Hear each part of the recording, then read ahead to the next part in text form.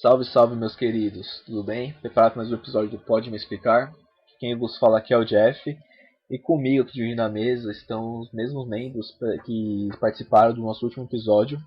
Então, por favor, quem não assistiu esse episódio ainda, dá um pulinho nos nossos canais lá, YouTube, Instagram, ou até mesmo no nosso canal também do Anchor, para ver os podcasts, seja através do Spotify, do Deezer, tá bom? O que não falta é opções para poder assistirem à vontade, tá bom? Então apreciem com moderação. E esse episódio de hoje ele é uma extensão do que foi o episódio 3, tá? O episódio 3, só recapitulando só, a gente falou um pouquinho sobre a questão sobre a ciência, o duelo entre a ciência da universidade e a ciência popular, tá? Como conseguir criar essa ponte, essa comunicação entre eles, como transformar essa ciência que a gente chamou de Golem através dos livros, eu comentei no episódio passado, como trazer isso para a população, como isso conversar, como isso gerar um fruto da interação entre o saber científico e o saber popular, tá bom? O assunto de hoje é voltado para o nosso público-alvo, que é o pessoal da educação básica, do ensino médio e vestibulandos, que é o quê? O porquê do aluno ter tanta aversão, ter tanta uma resistência, uma recusa às ciências exatas e naturais. Pensando na ciência da natureza, principalmente. Tá? Por que o aluno tem essa questão dessa resistência própria, tem esse medo, tem esse rancor, esse ódio pelas ciências exatas? O porquê disso? E pensando sobre isso, Até quem levantou esse debate no nosso grupo de membros foi o Vitor, mas ele não está presente hoje, é uma pena. Mas eu queria saber sobre vocês aí, são da Humanidades, por que esse ódio enorme pelas exatas? Bom, eu posso começar, né, sobre do começo mesmo, do ensino básico, né, quando eu fazia Fundamental 1, eu era a pessoinha de exatas, né, até, sei lá, o oitava série, eu era muito bom em exatas, né, eu fazia todas as lições, etc, eu me dava super bem, porque eu tinha professores excelentes, e eu era engajado dentro da minha família. Eu tinha, por exemplo, a minha irmã que sempre me apoiou muito que eu estudasse matérias, mesmo que eu não gostasse, etc. Mas, bom, quando começou o ensino médio, que começou a ficar mais complexo as ciências e a matemática, eu me senti completamente perdido, porque, né, foi uma mudança de professores e uma mudança muito abrupta. Mano, foi introduzido química, física, e eu não me sentia confortável estudando aquilo, porque eu sentia que eu não tinha engajamento. No segundo ano, eu consegui recuperar um pouco. No terceiro, voltou às lições do primeiro, porque como tem toda aquela questão de entrar no Enem, etc., os professores quiseram revisar. Só que não tinha tempo para revisar, então tipo, foi uma bagunça a minha educação de ciências, né? E não é prioritário que, na minha visão, que as pessoas aprendam ciência. Não é tipo algo que o governo fale, é lógico, assim, por fora, que, assim, que o governo pense, educação de ciência, porque, tipo assim, na minha visão, a educação serve apenas para que, sei lá, pessoas saibam ler, escrever e sabe fazer contas básicas, né? Porque tem que saber o mínimo do mínimo para poder viver em sociedade, para poder operar uma máquina. Então, tipo assim, o ensino de ciências é muito interessante, só que ele não é bem visto pela sociedade, porque é complexo e as pessoas não se sentem confortável de estar nesse ambiente complexo e não tem não sei. Pedro, a sua visão, então, é que tem que ser ensinado ciência para jovens e crianças ou que não, que as contas básicas já seriam suficientes? Não. Tem que se ensinar em ciências. Ah, tá. Porém, eu vejo que esse estado, vamos dizer assim, minimalista na educação, não se importa, tipo assim, vamos passar esse moleque aqui que ele sabe ler e escrever. Basicamente, assim, até a sétima série, eu lembro que tinha rapaz na minha sala que não sabia ler direito. Ele estava na sétima série, ele não sabia ler direito. Mas ele ia passando, porque ele ia nas aulas, ele, sei lá, copiava uma lição ou outra ali, porque tem toda essa visão de, tipo, sei lá, deixa o cara passar assim, porque, sei lá, não quer gastar com essa pessoa. Porque também Sim, não. é a Vamos dizer, progressão continuada, né? Ao invés de você ter um investimento duas vezes para um aluno, você continua aprovando ele para que ele não dê um gasto duas vezes. Tipo, não importa se ele não aprendeu a ler, escrever, ou então alguma coisa mais complexa. Quando eu estava no terceiro ano, eu fazia trabalho voluntário na minha escola, eu dava aula para uma menina do segundo ano que ela não sabia ler. Tipo, a menina estava no segundo ano do ensino médio e ela não sabia ler. Então você fala, tá, como é que a menina chegou até o segundo ano sem saber ler? Com a progressão continuada. Tipo, a gente não vai gastar de novo para fazer ela repetir o ano. Não, passa ela e quando ela chegar no final, ela se vira. Sim, até para pegar o gancho aqui, tem toda aquela questão do novo ensino médio que eles tentaram tirar a filosofia, etc. Porque ter um pensamento crítico, científico, filosófico não é lucrativo, né? Porque veja, a pessoa saber o mínimo do mínimo já tá bom, entre aspas, bom. Assim, eu tô falando, não é a minha opinião, acho isso um absurdo, deixar isso bem evidente. Mas não é lucrativo, demanda muito tempo, esforço da parte das escolas, dos professores, do aluno, gasto monetário, psicológico, físico, vamos dizer assim, muito grande. E na nossa sociedade que a gente vive, né, esse maravilhoso capitalismo, você tem que estar o tempo todo gerando lucro. Então, tipo, saiu da escola, você já tem que estar trabalhando. Eu acho importante ressaltar pontos. Um primeiro, que o Pedro falou, sobre professores, é importante, muito importante destacar isso, que o professor nem sempre acontece, mas nem sempre ele é o culpado dessa situação. O professor, às vezes, ele quer, sim, ser um agente de mudança numa escola, só que a própria escola e o sistema educacional brasileiro impede que aquele professor tenha êxito. Então, pode acontecer isso, mas são casos isolados. Não dá para pegar esses casos isolados, aqueles professores que não têm didática, daqueles professores que, enfim, que não colaboram, e generalizar que não, todos os professores de ciências naturais e matemática não, sabe, atrasam isso. Não, é o sistema educacional. Eu acho até interessante, aproveitando já o gancho da Gabi, que de fato, tipo, a questão mesmo do professor, né? Porque ao mesmo tempo você vê também, tipo, experiências que tiveram, sei lá, tipo, alunos que tiveram professores excelentes e depois foram seguir as carreiras de exatas. Você vê, a grande maioria, o contrário, né? O pessoal acaba saindo meio que traumatizado da matéria. Porque às vezes falta didática, ao meu ver, e também a questão também até mesmo do campo, né? Se pensar na questão do campo, pegar, por exemplo, o pensador Pierre Bourdieu, ele fala muita questão do campo da ciência, que é quem está no topo vai ditar as regras de como que vai ser ensinado, como que vai ser passado, o que vai ser pesquisado. E quem está mais na área de exatas, mais na área de ciência, acaba ficando muito fechado nesse campo científico. E até ele exalta bastante que falta a comunicação entre a ciência e a sociedade. Então, por chegar para uma criança que está na 7ª série, indo para o ensino médio, e apresentar para ela a física e a química, sem trazer para o contexto do dia a dia dela, vira um grande obstáculo. É bem traumatizador também, né? E até interessante porque, que nem eu, na minha época, tipo, sou o único cara de exatas aqui, né? No bate-papo de hoje. E desde o começo, a matéria que eu mais gostava era língua portuguesa. Eu achava muito linda a língua portuguesa. Literatura eu amo até hoje. Só que eu tive um evento na minha vida, tipo, na 5ª série, onde que, tipo, minha letra ela é feia, por natureza. Eu escrevo muito rápido. E então, tipo, minha redação, e fui muito criticado minha redação. E aquilo pra mim foi um choque, tipo, abalou minha estrutura de uma forma que eu peguei meio que um bloqueio com parte de português. Então, que eu não confio na minha gramática, não confio na minha escrita. E isso vem até hoje.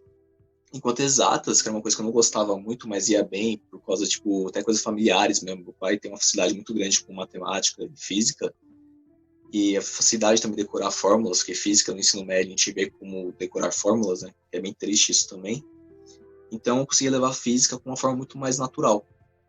Então, o que eu vi o resto da minha turma, meus amigos, tendo mau trauma com exatas, eu tinha o inverso. Exatas, para mim, era uma coisa tranquila, enquanto que a parte de português, humanidades, era um trauma, porque tinha texto. E eu tinha medo de texto. Então, eu acho que essa questão mesmo do impacto, sabe? Eu não tive o impacto que os outros alunos tiveram por ter, sei lá, um outro olhar para exatas. Mas talvez, sei lá, pegar um pouquinho da própria teoria do Saviani, né, pedagogia da histórico-crítica, que é trazer um pouco a ciência, o saber, para o dia a dia do educando, é interessante.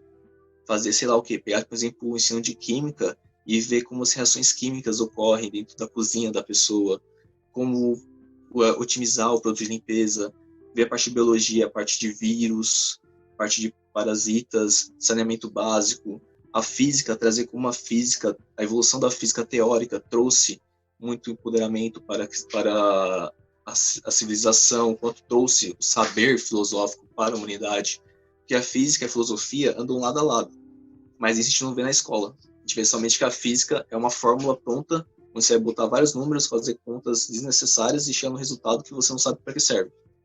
Então falta isso, sabe, na parte, eu acho, no ensino básico. Talvez trazer essa ciência mais útil para o ser humano. E até um outro ponto bem interessante, estava falando sobre a ciência, né, porque o jovem odeia tanto partes exatas, é a própria avaliação que tem de forma mundial, que é o PISA, certo?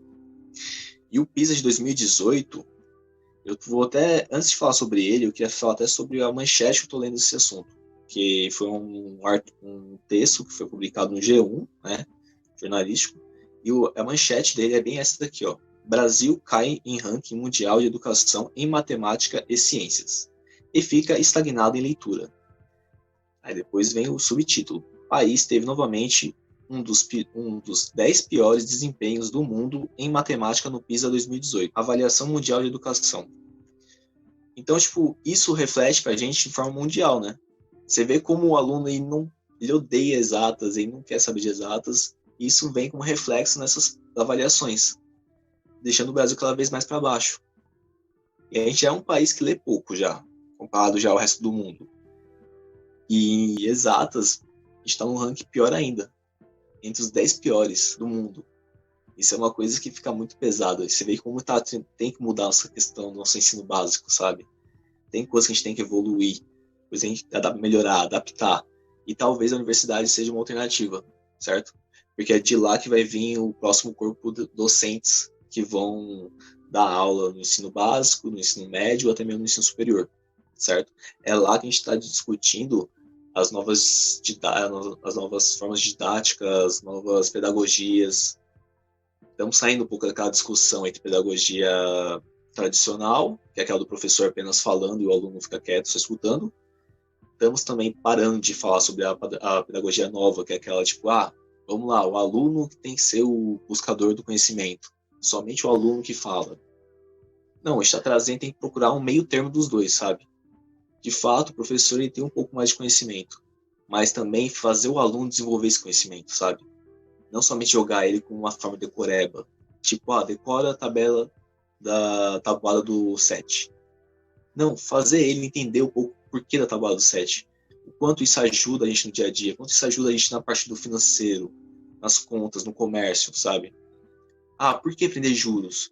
Porque se você quiser comprar uma casa, você tem que entender como isso funciona, pra você não cair num golpe e no final você pagar 3 apartamentos no preço de um. Então tudo isso, sabe que é legal, você trazer tipo, essa questão, essa ferramenta como um artifício, uma coisa a mais para você. Por que saber de física? Porque é interessante saber de física como funciona uma panela de pressão. Que aí você vai saber a importância daquele pininho, para você não tirar aquele pininho e então não ficar tacando sujeira nele. Aquele pininho é uma válvula de segurança. E se a pressão estourar, é ele que vai para fora, não só a panela que explode. Então são coisas bem interessantes, dá para a gente trazer para o aluno assim, e que isso depois mais para frente pode até trazer um desempenho melhor para a gente no PISA. Que é uma coisa interessante porque é uma vitrine para o mundo. Então é isso que eu queria falar. Com esse dado que eu achei bem interessante assim. Se você quiser complementar alguma coisa aí, fique à vontade. Não, eu só quero falar uma coisinha. É que a gente tá num papo super informal aqui, comentando nossas opiniões. Mas você acabou de me dar uma luz, que é da questão da panela de pressão. Eu tenho um medo absurdo de panela de pressão. Você acabou de me acalmar e de me explicar de uma maneira simples que tem a válvula de segurança que é aquele negócio. Nossa, eu fui fazer um doce de leite com leite condensado de latinha, nossa, eu quase desesperei. Eu ficava, tipo, atrás da geladeira olhando aquele negócio apitar e eu tinha que esperar, tipo, 10 minutos. Aquele negócio... Eu tenho medo também, relaxa. Então, mas você acabou de dar uma acalmada, velho. E é muito interessante isso, que a gente tava falando, isso acabou de acontecer comigo. E é muito engraçado, porque não é um caso isolado, né? Tipo, aqui em casa também, toda hora que a gente vai fazer alguma coisa na panela de pressão, pelo menos antes da pandemia, e eu entender que a panela faz um determinado barulho quando tira a pressão, porque, né, quarentena, o dia inteiro em casa, a gente começa a perceber melhor as coisas. Antes disso, eu sempre perguntava pra minha mãe, ô mãe, já posso abrir a panela? Sabe, igual criança, sendo que eu tenho 19 anos. Às vezes nem minha mãe sabia se eu podia abrir a panela, então, pânico. Não, real, eu entendo. De fato, panela de pressão, eu marquei barulho também. A primeira vez que eu mexi, sem saber de fato como funcionava a questão da pressão interna, na panela de pressão. É até engraçado que, tipo, fui descobrir essa questão da panela de pressão no vestibular. Tipo, eu tive em aula, mas, tipo, não prestei muito bem atenção, tal. Não foi aquela coisa, tipo, sei lá, que mostrou a, tipo, utilidade desse conhecimento. Mas foi numa questão da FUVEST que falava sobre a panela de pressão. Que explicava sobre o pino, o deslocamento, tal, como calcular isso.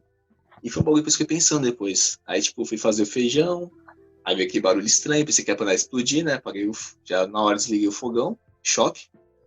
Aí depois, finalizando, falei, não, peraí, esse pininho aqui é de segurança, tá fazendo barulho pelo menos, é um bom sinal. O duro se não fizer barulho. Se não fizer barulho, aí, rapaz, é bom correr. Porque aí o pino entupiu e o bagulho vai explodir. Mas é muito interessante. Até mesmo uma questão, sabe, tipo, que é negócio, tipo, coisa de vó, então de mãe, fala assim, vai tirar a pressão da panela, põe debaixo d'água. Por que fazer isso? Porque tem uma relação, a água vai diminuir a questão da diferença de pressão e com isso não vai explodir. O problema é que isso, ao longo do tempo, vai prejudicar o funcionamento da panela de pressão. Então não é uma coisa recomendável, mas é uma coisa eficaz. De fato, é um saber comum que existe. Não é o recomendado, mas existe e tem sentido. Sim, sim, tipo, é muito louco pensar que, tipo, as nossas vós sabem conceitos que são completamente abstratos. Tipo, elas não sabem o que significa fundo, por exemplo, jogar água na panela de pressão para tirar a pressão mais rápido. Mas, tipo assim, a gente entende fundamentos científicos, as nossas vozes entendem, tipo, sei lá, usar um mato pra sarar uma doença. E, sei lá, tem um fundo de verdade naquilo, de ciência, sei lá, da planta, gerar um anticorpo, não sei o que lá, etc. Então, tipo assim, há essa bagagem dessa ciência, só falta essa luzinha da educação para demonstrar como as coisas realmente funcionam. E, tipo, só para finalizar essa questão da panela de pressão, é que todas as panelas não fazem barulho. No máximo, o barulho de você fritar, mas você tá vendo que tá fritando, você está vendo. Agora, a panela de pressão, ela só tá lá parada, nada.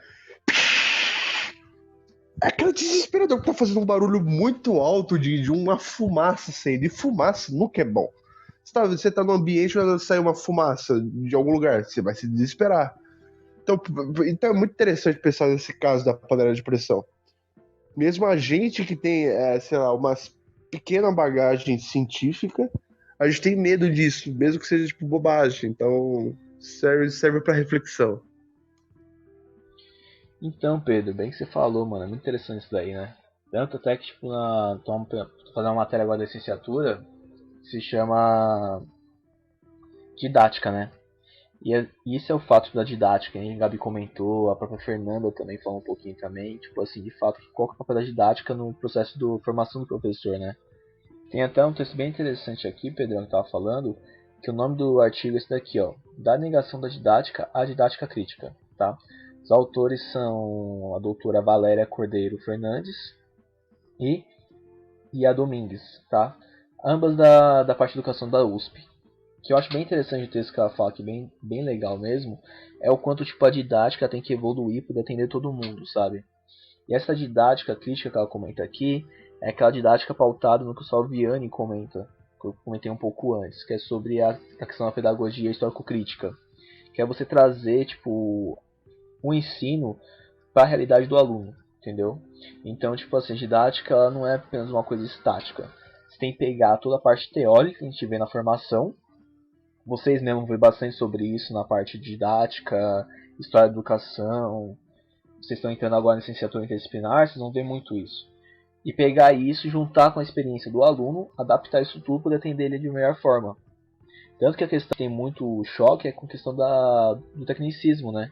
Que plantou, a pedagogia técnica, que se plantou no ensino básico, no ensino até mesmo superior, que é aquele padrão das apostilas. Aquilo tinha totalmente autonomia do professor de elaborar uma didática que atenda o aluno. E ao fato de não fazer isso, tem muitos alunos que vão ficar totalmente à margem, vão ficar totalmente esquecidos, né? Então, que nem para um aluno que talvez ficaria mais interessante para ele saber a história da matemática, a história da física, a filosofia que tem por trás, poder aprender ele de melhor forma, trazer ele de maior atenção para essas matérias, não tem. Porque a apostila já vem com tudo programado certinho com as falas. Então aquilo ali impede o professor de ir além, de se adequar melhor a atender melhores demandas dos alunos. E vira uma bola de neve, porque é o professor que não ficou feliz, que não consegue colocar em prática tudo que ele planeja, o aluno não consegue absorver tudo que ele vê, não tem um rendimento muito bom, e o professor fica pior ainda, porque também vê no aluno o rendimento péssimo, vê no aluno o desgosto pelas ciências, e com isso acaba sendo como se fosse tipo, ele o culpado. Então vem de novo a fala da Gabi, ressaltar de novo que é muito importante, que a culpa não é exclusivamente do professor, mas sim de todo o sistema, tá?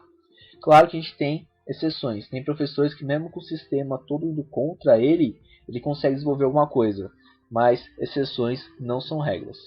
Então é isso que tem que desenvolver, e é por isso que a questão da didática crítica pede isso, pede um professor um pouco mais crítico, um professor com a formação mais ampla, com um olhar mais amplo, e que faça a sua didática, o seu ensino para o aluno, tá bom?